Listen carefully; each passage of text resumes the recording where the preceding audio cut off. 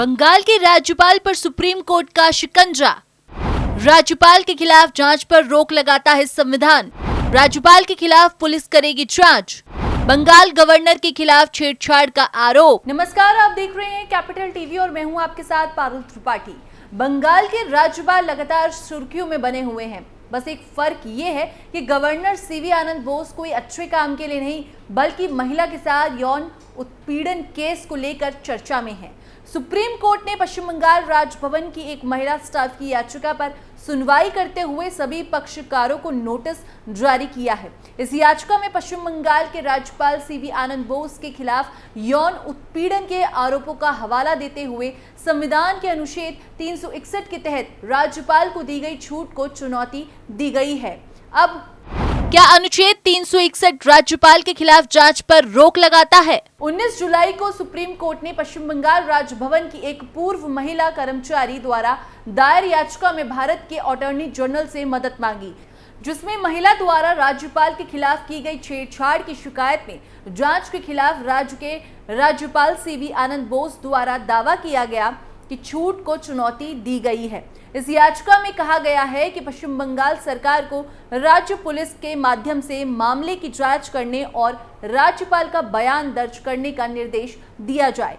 Supreme court में यह याचिका संविधान के अनुच्छेद 32 के तहत दायर की गई है। याचिकाकर्ता की मांग है कि अनुच्छेद 361 के तहत मिली छूट का राज्यपाल किस तरह से इस्तेमाल कर सकते हैं, इस पर भी दिशा निर्देश तैयार किया जाए। अब आपको बता दें कि संविधान के अनुच्छेद 361 के तहत राज्यपालों को अभियोजन से छूट की संवैधानिक वैधता को लेकर सुनवाई करने को सुप्रीम कोर्ट तैयार हो गया है। बता दें कि राज्यपालों को सिविल और क्रिमिनल दोनों मामलों में कोर्ट केस से छूट दी गई है। कार्यकाल के दौरान उनके खिलाफ मुकदमा नहीं चलाया जा सकता है। हाल ही में पश्चिम बंगाल के राज्यपाल पर राजभवन की ही एक कर्मचारी ने यौन उत्पीड़न के आरोप लगाए थे। उसी महिला कर्मचारी ने सुप्रीम कोर्ट में अभियोजन से छूट की चुनौती दी थी। सीजीआई डीवाई चंद्रचूड़ ने कहा कि यह मामला काफी गंभीर है। उन्होंने अटॉर्नी जनरल आर वेंकटरमानी से भी इस मामले में मदद की मांग की है। सीजीआई के अलावा जस्टिस जेबी पादरीवाला और मनोज मिश्रा की बेंच ने पश्चिम बंगाल सरकार को नोटिस जारी किया है। वहीं याचिकाकर्ता को भारत सरकार को भी पार्टी बनाने की छूट दी गई है। याचिकाकर्ता की तरफ से पेश हुए वरिष्ठ वकील श्याम दीवान ने जोर देकर कहा कि राज्यपालों को संवैधानिक सुरक्षा के बाद भी आपराधिक मामलों में जांच होनी और केस चलना जरूरी है। उन्होंने कहा, इस मामले में बहुत ही गंभीर घटना हुई है। यह नहीं कहा जा सकता कि इस मामले में कोई जांच ही नहीं होगी। परिस्थितियां जो भी हों, जांच शुरू होनी चाहिए और सबूत इकट्ठा किए जाने चाहिए। इसे अनंत काल के लिए छोड़ा नहीं जा सकता है। अब इस मामले की सुनवाई 3 सप्ताह के बाद होगी। पश्चिम बंगाल सरकार की तरफ से वकील आस्था शर्मा ने नोटिस स्वीकार कर लिया है। क्यों अहम है ये मामला? राज्यपालों की संवैधानिक प्रतिरक्षा या उच्च पदों पर बैठे लोगों की सुरक्षा और आम नागरिक के मौलिक अधिकारों के तहत न्याय के अधिकार के बीच सुप्रीम कोर्ट का सुनवाई करने के लिए तैयार हो जाना एक बड़ी घटना है।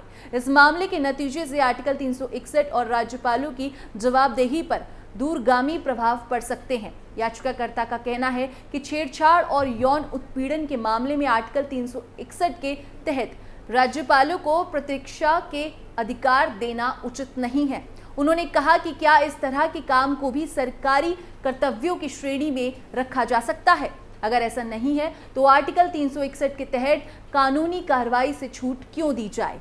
याचिका में कहा गया है कि कोर्ट को फैसला करना है कि क्या पीड़ित को न्याय पाने के लिए संबंधित व्यक्ति के पद से हटने का इंतजार करना पड़ेगा। ऐसे में न्याय की पूरी प्रक्रिया में देरी होगी। ऐसे में अगर पीड़िता को न्याय के इंतजार में कोई मानसिक परेशानी होती है तो इसका जिम्मेदार कौन होगा? याचिका में कहा गया है कि अगर कोई सिविल का मामला 2 महीने पहले नोटिस देने के बाद शुरू किया जा सकता है तो आपराधिक मामलों में ऐसा क्यों नहीं है? आपको बता दें कि गवर्नर पर लगे आरोपों पर बंगाल में सियासत छिड़ गई है। पश्चिम बंगाल के राजभवन की महिला कर्मचारी ने 2 मई को राज्यपाल सीवी आनंद बोस पर यौन उत्पीड़न का आरोप लगाया था। महिला का आरोप है कि वो 24 मार्च को स्थायी नौकरी का निवेदन लेकर राज्यपाल के पास गई थी। तब राज्यपाल ने उसके साथ बदसलूकी की थी। याचिका में महिला ने बंगाल पुलिस से मामले की जांच और अपने परिवार के लिए सुरक्षा की मांग भी की है। इसी विवाद पर बंगाल की मुख्यमंत्री ममता बनर्जी ने भी बयान दे दिया था, जिस पर बंगाल गवर्नर ने बंगाल की मुख्यमंत्री ममता बनर्जी पर मानहानि का मुकदमा भी कर दिया था और इसी पर बंगाल हाई कोर्ट ने ममता बनर्जी पर शिकंजा भी कसा था। दरअसल कलकत्ता हाई कोर्ट ने पश्चिम बंगाल की सीएम ममता बनर्जी और 3 अन्य लोगों पर गवर्नर सीवी आनंद बोस के खिलाफ आपत्तिजनक टिप्पणी पर रोक लगाई है। कोर्ट ने कहा है कि अभिव्यक्ति की स्वतंत्रता का अधिकार मनमाना नहीं है। बोलने की आजादी की आड़ में अपमानजनक बयान देकर किसी व्यक्ति की प्रतिष्ठा धूमिल नहीं कर सकते हैं। जस्टिस कृष्ण राव ने मंगलवार यानी कि 16 जुलाई को अपने आदेश में कहा कि 14 अगस्त को मामले की अगली सुनवाई होगी। तब तक किसी पब्लिकेशन या सोशल मीडिया प्लेटफॉर्म्स के जरिए गवर्नर के खिलाफ अपमानजनक या गलत बयानबाजी नहीं की जाएगी। कोर्ट ने कहा कि अगर इस स्टेज पर अंतरिम आदेश नहीं दिया गया तो आरोपियों को बयानबाजी जारी रखने की छूट मिल जाएगी। जस्टिस कृष्ण राव ने कहा कि राज्यपाल संवैधानिक पद पर हैं, वो सोशल मीडिया प्लेटफॉर्म्स पर सीएम ममता की तरफ से किए जा रहे व्यक्तिगत हमलों का जवाब नहीं दे सकते। ममता ने बंगाल गवर्नर पर लगे यौन शोषण के आरोपों के बाद 27 जून को कहा था कि महिलाएं राजभवन जाने से डरती हैं, इसीलिए उन्होंने विधायकों का शपथ ग्रहण विधानसभा में कराने की मांग की थी, जबकि राज्यपाल राजभवन में शपथ ग्रहण समारोह आयोजित करने के पक्ष में थे। ममता की इस टिप्पणी पर गवर्नर आनंद बोस ने 28 जून को ममता समेत 4 लोगों के खिलाफ हाई कोर्ट में मानहानि का केस दर्ज किया। बोस ने अपने ऊपर गलत टिप्पणियों को लेकर ममता की आलोचना की। 3 जुलाई को मामले पर पहली सुनवाई होनी थी। हालांकि उस दिन कोर्ट ने निर्देश दिया कि जिन मीडिया हाउस की रिपोर्ट मानहानि का आधार थी, उन्हें मामले में पक्ष बनाया जाना चाहिए। फिर सुनवाई की अगली तारीख 4 जुलाई को तय की गई। 4 जुलाई को राज्यपाल के वकील ने कोर्ट को बताया कि मामले की सुनवाई कलकत्ता हाई कोर्ट के रिकॉर्ड में दर्ज नहीं की गई है। इसके बाद कोर्ट ने सुनवाई स्थगित कर दी और अगली तारीख 10 जुलाई तय की। 10 जुलाई को जस्टिस कृष्ण राव ने मानहानि की याचिका को अपनी कोर्ट में रजिस्टर्ड करने की इजाजत दी।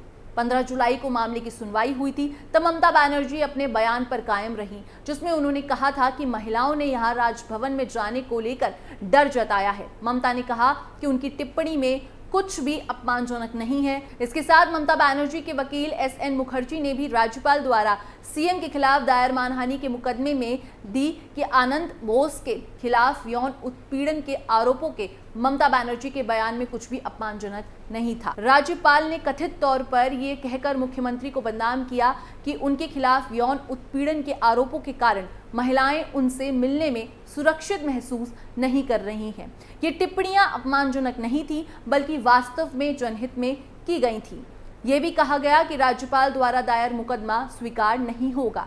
वहीं राज्यपाल बोस के वकील ने कहा था कि वादी इस तरह की राहत की मांग कर रही है कि मुख्यमंत्री और सत्तारूढ़ दल के 2 अन्य विधायकों को उनके खिलाफ कोई भी बयान देने से रोका जाए। बंगाल गवर्नर ने मंगलवार यानी 16 जुलाई को हाईकोर्ट के फैसले पर खुशी जताई और कहा, मैंने ममता बनर्जी को हमेशा सम्मान देने की कोशिश की है। हालांकि उन्होंने जो टिप्पणी की, मुझे उसकी बिल्कुल भी उम्मीद नहीं थी। मैं सिर्फ यही कहूंगा कि नफरत की इस राजनीति को रोकना चाहिए। अगर मुख्यमंत्री और राज्यपाल के बीच तनाव भरे संबंध होंगे तो नुकसान लोगों को होगा। हालांकि ममता के वकील ने संजय बासु से कहा कि वो हाई कोर्ट के आदेश को हायर बेंच के सामने चुनौती देंगे। संजय बासु के मुताबिक मुख्यमंत्री को अभिव्यक्ति की स्वतंत्रता का अधिकार है, जिसकी गारंटी भारत के संविधान के अनुच्छेद 19 के तहत दी गई है। एक जनप्रतिनिधि और एक महिला के रूप में वो अपनी आंखें बंद नहीं कर सकता है। वो महिलाओं की पीड़ा और शिकायतों से बेखबर नहीं रह सकता है। गवर्नर बोस के खिलाफ दर्ज है यौन उत्पीड़न के 2 केस। गवर्नर सीवी आनंद बोस से जुड़े दूसरे केस के बारे में बात करें तो पश्चिम बंगाल के राज्यपाल सीवी आनंद बोस के खिलाफ सेक्सुअल हैरेसमेंट का एक और केस सामने आया था। उन पर एक ओडिसी क्लासिकल डांसर ने दिल्ली के एक 5 स्टार होटल में यौन उत्पीड़न का आरोप लगाया था। शिकायत अक्टूबर 2023 में दर्ज कराई गई थी। न्यूज रिपोर्ट्स के मुताबिक बंगाल पुलिस ने पिछले हफ्ते राज्य सरकार को जांच रिपोर्ट सौंपी है। 14 मई को मामला सामने आया है। ओडिसी डांसर ने अपनी शिकायत में बताया कि वो विदेश यात्रा से जुड़ी दिक्कतों को लेकर राज्यपाल से मदद मांगने गई थी। इस पर बंगाल पुलिस का कहना है कि बंगाल के राज्यपाल सीवी आनंद बोस ने महिला को मदद का भरोसा दिया और विदेश मंत्रालय से भी संपर्क करने को कहा। जनवरी 2023 में राज्यपाल की तरफ से ओडिसी डांसर को दिल्ली आने जाने के लिए फ्लाइट के टिकट दिए गए थे। राज्यपाल के एक रिश्तेदार ने 5 और 6 जनवरी के लिए दिल्ली के एक 5 स्टार होटल में डांसर के लिए कमरा बुक कराया था। बोस तब दिल्ली के भंग भवन में रह रहे थे। आरोप है कि राज्यपाल ने होटल जाकर महिला के साथ बदसलूकी की। फिलहाल राजभवन की महिला कर्मचारी के साथ यौन उत्पीड़न सुप्रीम कोर्ट पहुंचा और सुप्रीम कोर्ट का अब तक क्या कार्रवाई रही है वो हमने आपको बताया। इस खबर में बस इतना ही। बाकी देश और दुनिया की तमाम खबरों के लिए आप देखते रहिए कैपिटल टीवी।